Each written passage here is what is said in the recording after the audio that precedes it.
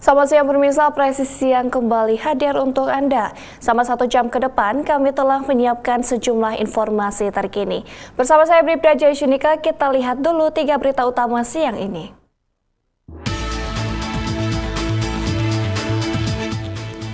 Perhimpunan Dokter Forensik dan Mediko Legal Indonesia melakukan ekshumasi jasad AM yang meninggal karena diduga melompat dari atas jembatan Kuranji, Kota Padang beberapa waktu yang lalu.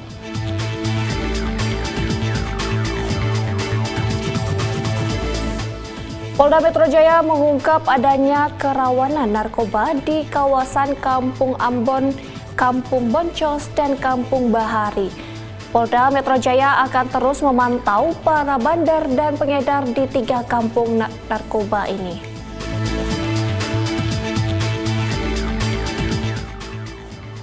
Pengamanan pemilihan Kepala Daerah 2024 Kompi 3 Batalion Pelopor Polda Jawa Barat melaksanakan apel gelar kesiapsiagaan personel bertempat di lapangan Bomal.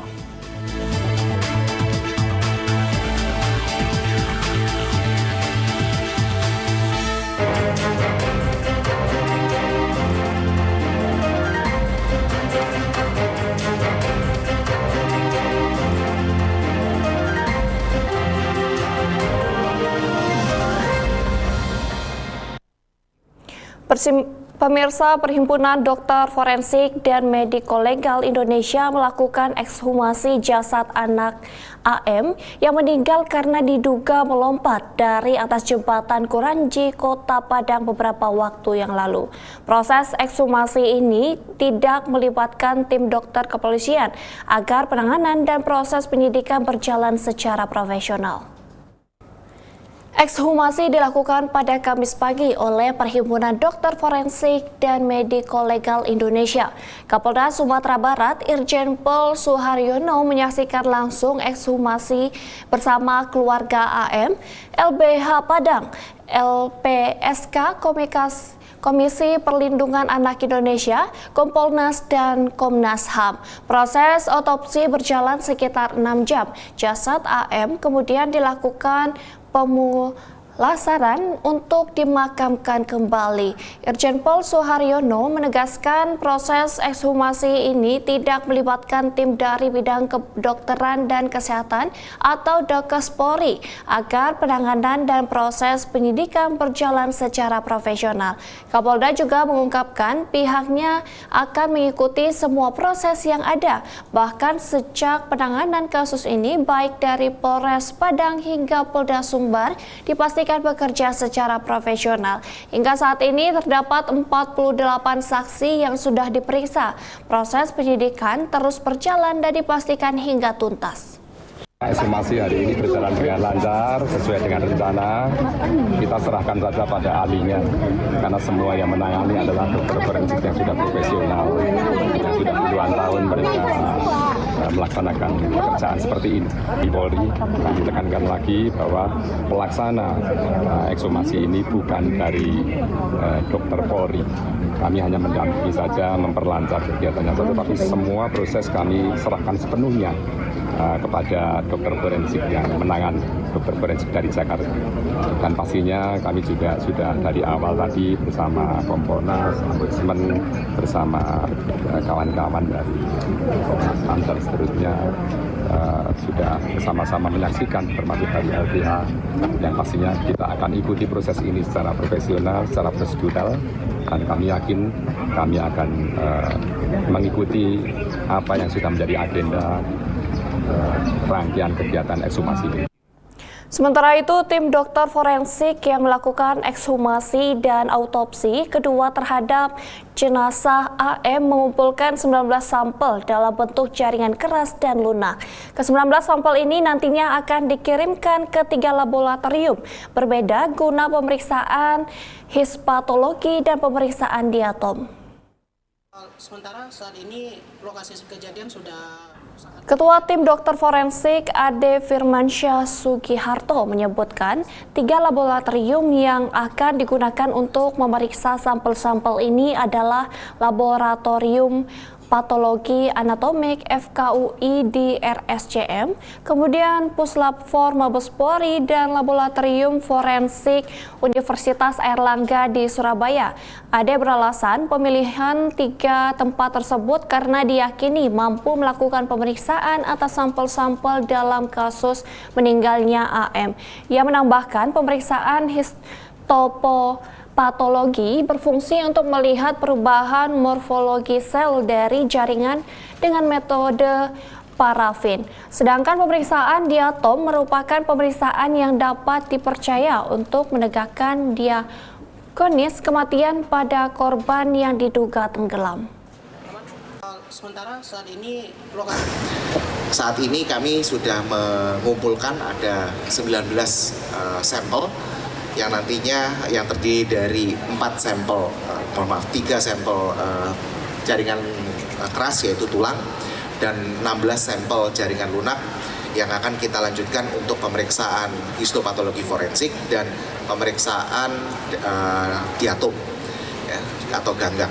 Ini tentunya membutuhkan waktu karena sampel-sampel itu harus kita proses dengan baik dan hal ini kami butuhkan untuk kami bisa menganalisa efek ataupun biomekanika yang terjadi pada tubuh jenazah sehingga kita bisa analisis menjadi lebih tepat. Kedua, kami juga akan melakukan pemeriksaan pada dokumen-dokumen saksi-saksi yang sudah diberikan agar kita bisa mendapatkan gambaran secara detail bagaimana kejadian itu dan nanti tentunya kita akan analisa pada apa yang kita temukan pada tubuh jenazah. Pemirsa, Polsek Ciledug melakukan tindak tegas terukur atau menembak maling motor bersenjata api berinisial I alias Gawong di Serpong, Tangerang Selatan pada 2 Agustus lalu. Diketahui pelaku sudah 20 kali mencuri motor di kawasan BSD dan sekitarnya. Melaporkan dari lampu merah. Hal ini disampaikan oleh Kabid Humas Polda Metro Jaya Kombes Pol Ade Ari Syam Indradi pada Kamis lalu. Kombes Adi mengatakan aksi penembakan terjadi di perempatan lampu merah BSD Serpong, Kota Tangerang Selatan.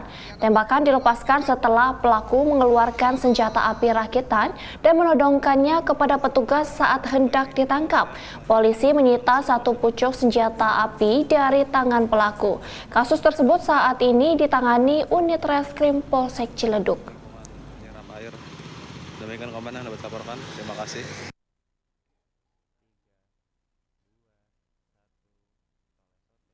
Kemudian terkait kasus curanmor yang di Ciledug, jadi benar jajaran Polres Metro Tangerang telah melakukan tindakan tegas dan terukur terhadap sindikat pelaku curanmor yang sudah 20 kali lebih beroperasi di daerah Tangerang Kota hingga Serpong. Ya, jangan main-main nih para pelaku kejahatan. Akan dilakukan tindakan tegas dan terukur apabila dalam proses pengungkapannya itu membahayakan keselamatan jiwa petugas dan juga masyarakat sekitar, membahayakan keselamatan harta benda masyarakat. Ada SOP-nya itu, tindakan tegas dan terukur. Ya, jangan coba-coba ya melakukan tindak pidana di wilayah hukum Polda Metro Jaya. Ya, akan dikejar, ditangkap. Dan apabila meresahkan saat proses penangkapan, ini melakukan perlawanan ini. Ya, yang di Ciledug ini. Saat dikejar, salah satu pelaku mengeluarkan senjata dan menodongkan senjata kepada petugas. Ini membahayakan keselamatan petugas, membahayakan keselamatan masyarakat sekitar juga dan membahayakan keselamatan atau harta benda dari masyarakat. Ya, ini masih dikembangkan. Pemirsa, beralih ke informasi selanjutnya. Kadiftik Polri yang diwakili oleh Karo Tekinfo Diftik Polri membuka pelatihan digital forensik kerjasama Polri bersama FBI. Pelatihan digital forensik ini digelar untuk meningkatkan kemampuan personel Polri. Polri bersama Legal Etase FBI menggelar pelatihan digital forensik di Laboratorium Komputer Divisi TIK Polri. Pelatihan ini dibuka oleh Kadif TIK Polri yang diwakili oleh Karotek Info Divisi TIK Polri Brigjen Pol Nugroho Slamet Wibowo. Materi yang disampaikan oleh trainer dari FBI antara lain Security Information and Event Management, Introduction to Investigating Cybercrime dan Forensic Challenge, serta kegiatan praktek antara lain Windows Logging Lab, Linux Logging Lab, dan Windows Core Threat Hunting Lab. Tujuan dari pelatihan ini adalah untuk meningkatkan kemampuan personel Polri yang bertanggung jawab mengelola teknologi digital dan penegakan hukum di lingkungan Polri, serta menambah relasi hubungan kerja dengan FBI. Diharapkan dengan adanya pelatihan digital forensik training dapat meningkatkan kemampuan personel Polri dalam menguasai pengetahuan dan keterampilan Security Operation Center, Incident Response Team, strategi pertahanan pengamanan data, deteksi dan pencegahan kebocoran data. Tercatat 56 orang yang berasal dari staker di lingkungan Polri mengikuti pelatihan ini, antara lain Divisi TIK Polri, SSDM Polri, Bareskrim Polri, Sops Polri, Solok Polri, Korbrimob, Ditserse Polda Metro Jaya, dan dari lembaga di luar Polri, yaitu PPATK dan BSSN. Polda Metro Jaya mengungkap adanya kerawanan narkoba di kawasan Kampung Ambon, Kampung Boncos, dan Kampung Bahari. Polda Metro Jaya menyebut akan terus memantau para bandar dan pengedar di 3 kampung narkoba ini. Hal ini disampaikan Dir Narkoba Polda Metro Jaya, Kombes Pol Donald Parlaungan Simanjuntak usai merilis operasi Nila Jaya pada Kamis lalu. Ia menyampaikan pihaknya bersama jajaran Polres terus melakukan upaya penindakan di 3 kampung ini. Hasilnya Polda Metro Jaya berhasil menangkap 4 orang tersangka diduga sebagai pemasok narkoba di Kampung Ambon. Kombes Donald berkomitmen untuk memberantas peredaran narkoba sesuai dengan amanat Kapolda Metro Jaya yang menekankan bahwa pihaknya bersama jajaran Polres akan terus melakukan pemantauan di 3 kampung narkoba ini termasuk di daerah lainnya. Polda Metro Jaya tidak akan memberikan ruang bagi pelaku bandar dan pengedar narkoba. Direktorat Reserse Narkoba Polda Metro Jaya selama ini sudah melakukan pemetaan terhadap beberapa lokasi-lokasi atau kampung yang diduga di sana tempat peredaran gelap narkoba. Nah, seperti tadi yang disampaikan oleh rekan dari wartawan Media Tribun, kemarin juga dari Polres Jakarta Utara itu telah melakukan gerbek kampung narkoba di Kampung Bahari, dan hasilnya juga lumayan signifikan, termasuk juga dari Kasar Reserse Narkoba Jakarta Barat. Ini juga kemarin telah melakukan kegiatan gerbek kampung narkoba di Kampung Boncos, dan terakhir dari kita, dari Direktorat Reserse Narkoba Polda Metro Jaya beberapa waktu yang lalu telah menangkap 4 orang tersangka yang hasil penyelidikan kita diduga sebagai pemasok narkoba ke Kampung Ambon.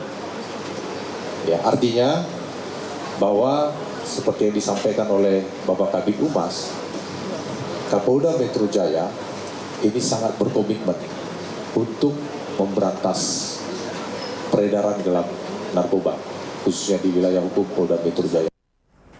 Satreskrim Polresta Pangkal Pinang berhasil mengungkap kasus pencurian spesialis rumah kosong yang terjadi di Kota Pangkal Pinang dengan kerugian mencapai 1 miliar rupiah.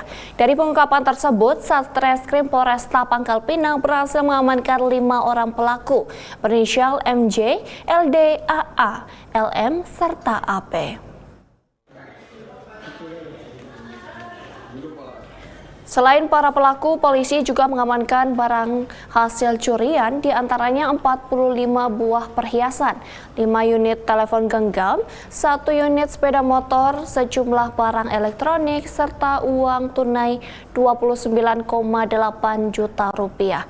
Dalam keterangan persnya, Kapolresta Pangkal Pinang Kombes Pol Gatot Yulianto mengatakan kelima pelaku yang diamankan memiliki peran berbeda, yaitu 3 orang sebagai pelaku utama dan 2 orang sebagai penadah barang hasil curian. Kapolresta menambahkan modus para pelaku melancarkan aksinya dengan menyasar rumah kosong yang ditinggalkan pemiliknya dan menjual barang hasil curian untuk modal bermain judi daring, membeli narkoba dan kendaraan, serta peralatan elektronik. Atas perbuatannya, para pelaku harus mendekam di tahanan Mapolresta Pangkal Pinang, sedangkan seorang pelaku lainnya yakni LM dititipkan di Lapas Perempuan Pangkal Pinang.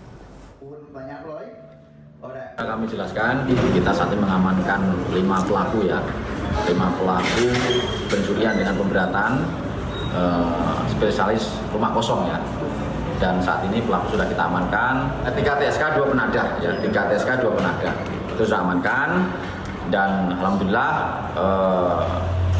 dari sekian surat ini sudah kita berhasil kita amankan, dan bukan ini aja, kita sudah banyak mengamankan surat-surat ini ya, surat yang beberapa sudah kita amankan. Dan memang inilah yang barang buktinya yang cukup besar. Harapan kami ini bisa berdampak kepada masyarakat yang lainnya. Harapan saya masyarakat lebih waspada dalam meninggalkan rumah, ya betul-betul dikunci, pastikan dikunci, digembok, ya. Kemudian juga harus kalau bisa ya untuk pengamanannya mungkin di rumahnya dipasang CCTV dan sebagainya ya, biar untuk lebih safety seperti itu. Pemirsa, Presiden Jokowi menerima surat kepercayaan dari para duta besar luar biasa dan berkuasa penuh 10 negara. Momen digelar di Istana Negara pada Kamis lalu. Informasinya setelah jeda berikut ini.